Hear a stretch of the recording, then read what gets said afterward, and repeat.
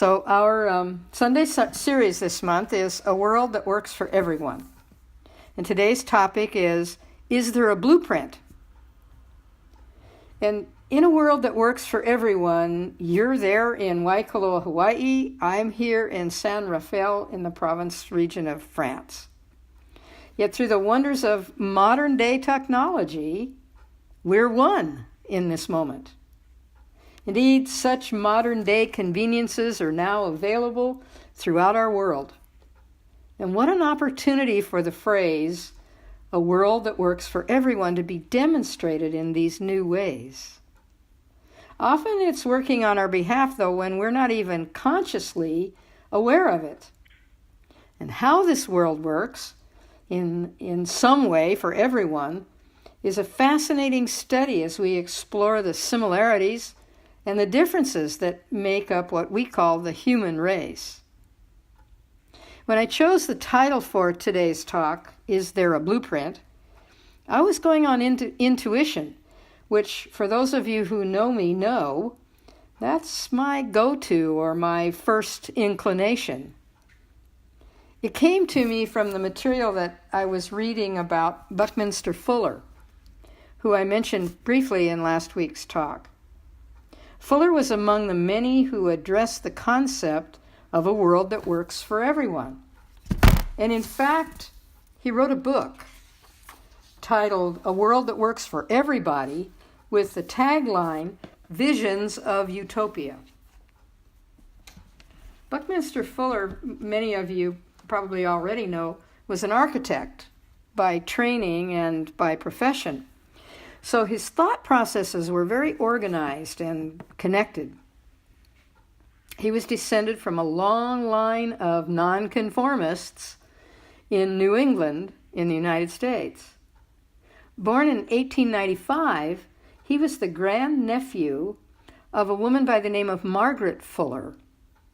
She was a writer, a critic, a woman of letters, and she was the co-founder of a magazine titled The Dial, known then as the organ of the Transcendentalist movement in New England.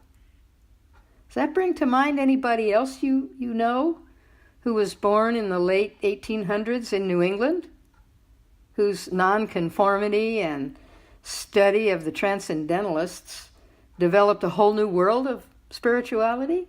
Yeah. Nobody other than our own Ernest Holmes. What a fertile field of universal, unlimited thinking was going on in that part of the world in that moment in time. So let me share with you some of Fuller's words in his book, No More Second-Hand God. He said, God is a verb, not a noun. God is the most active, connoting the vast harmonic reordering of the universe from unleashed chaos of energy.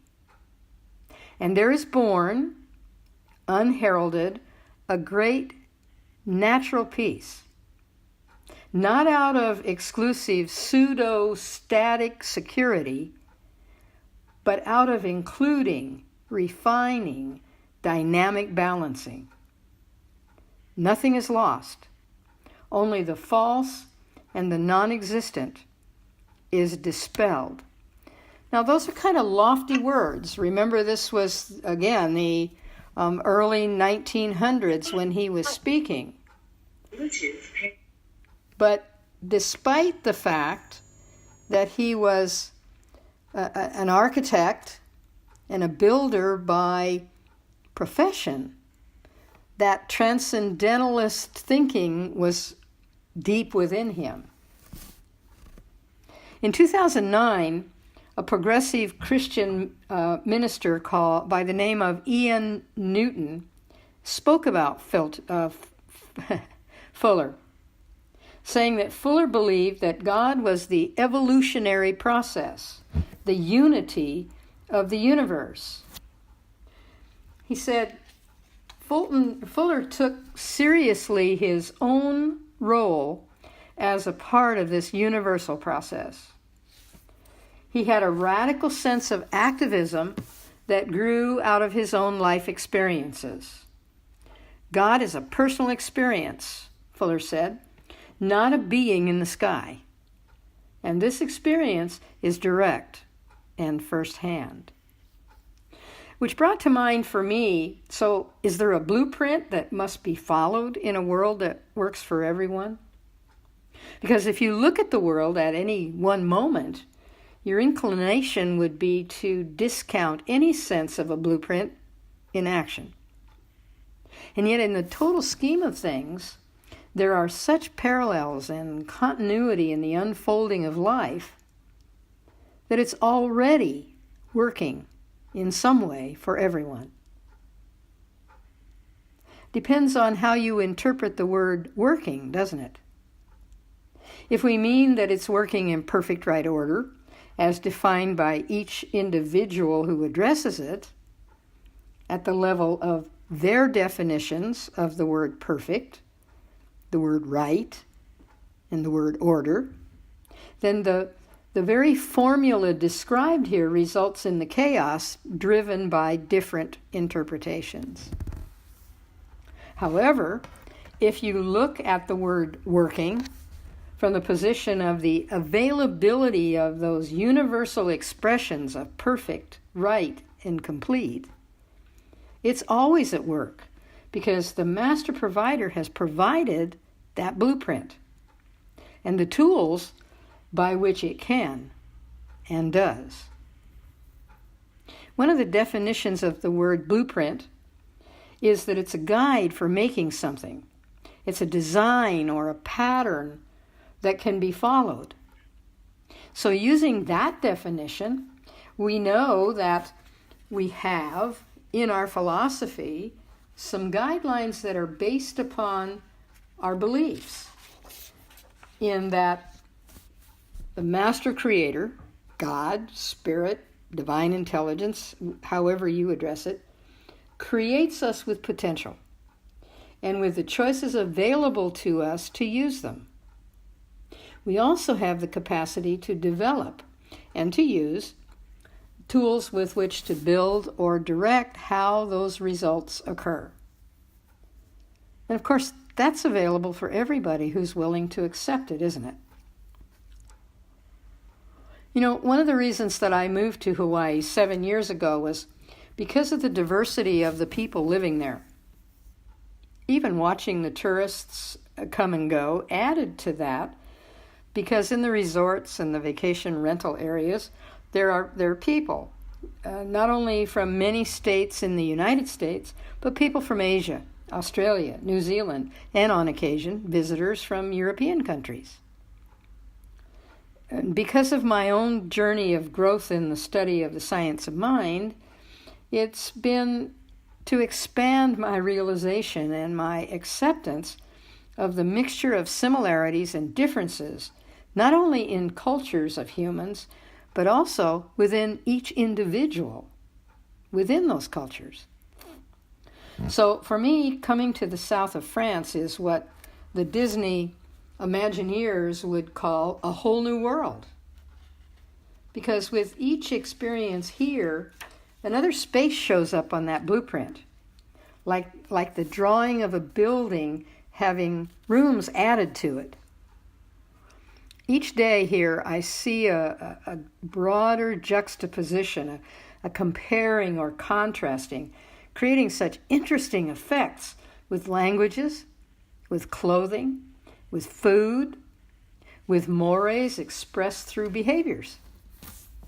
It's already provided me with some eye-opening ahas to work through, as the basic concepts of my beliefs are being stretched and expanded. We are all one has some new facets to it. God and I are one, being the truth in all people, has some incredible similarities and some incredible differences. Where I am currently, as I mentioned earlier to you, is a tourist area on the Mediterranean Sea. This body of water separates Europe, Africa, and Asia. I never really thought about that before until I looked at a map after I got here and realized how close they actually are one to the other. And so it's within relatively easy traveling distance for the citizens of a lot of different countries, in addition to the many European and Scandinavian countries. And those people are here. You see them every day. You hear them every day. So I'm seeing on the streets, in the stores, at the cafes, and on the beach, what Holmes is talking about related to Spirit's limitless process of creation. And it's playing out here in real life for me to see. I even see it in the building where my daughter's apartment is. For me, it's like the movies that I've seen over the years that were filmed somewhere other than the United States. They were fantasy to me then. They're playing out in reality for me now. The architecture is different. The social mores are different. Daily routines are different. And it goes without saying, languages are different. Well, that's from my perspective. To those around me here in their country, I'm different. Is that a part of the universal blueprint? How could it not be? My daughter is now demonstrably bilingual, and my son-in-law is not far behind. And I have to tell you what a blessing for me that is in these moments, and what an example of just what I'm talking about today. You see, we all know that at core we're all one, and we have different external ways of expressing that, don't we? Why? Because we can. Because we have within us that capacity to express as individuals. Not at anybody else's expense or harm. We always add that, don't we? But as a further demonstration of how the source of our being is limitless, unbounded in its originality and its expansion. For us to expect or believe anything less is to regress into believing that God is not all there is, but is limited, capricious, judgmental, and maybe even arbitrary. So this is one of the reasons we continue to learn and expand our understanding of this spiritual teaching we call science of mind, so that we can be living examples of its truth and offer it to the world by demonstrating it in our own behaviors. One of the most important, now check that, two of the most important things that I've discovered already are these. First, learn to say thank you in several different languages. Mahalo doesn't work very well here because so far I have not met up with any other people from Hawaii. I've seen some folks with shirts on that look like they're from Hawaii or have visited there. But usually those people are from Tahiti or one of the other offshore tropical islands connected to France in some way. And here's number 2 that I've learned. Smile. If there is ever a universal form of communication between races, cultures, nationalities, age groups, an honest smile given freely is that. It's a universal characteristic, you know. We all share that capability. It's a universal characteristic that Holmes once addressed by saying this: life is a mirror and will reflect back to us what we think into it. Prepare your mind for the best that life has to offer. And that is freely shared by giving others your best smile. So is there a blueprint for the world that works for everyone? I think so. And I think that blueprint has lines, but no walls. Maybe it seems simplistic to say that we can bridge them with thank yous and smiles, but we can surely incorporate those thank yous and smiles as a part of our contribution. And we can be more consciously aware that differences are a plus in the universal expression of infinite creativity. When you look around your own community, the houses, condos, apartment buildings, retail stores, hotels, churches, and other houses of spiritual practice, you see diversity, differences. Those go to make up the diversity of a neighborhood, of a town, of a city. You know what? So do the people inside them. And so it is.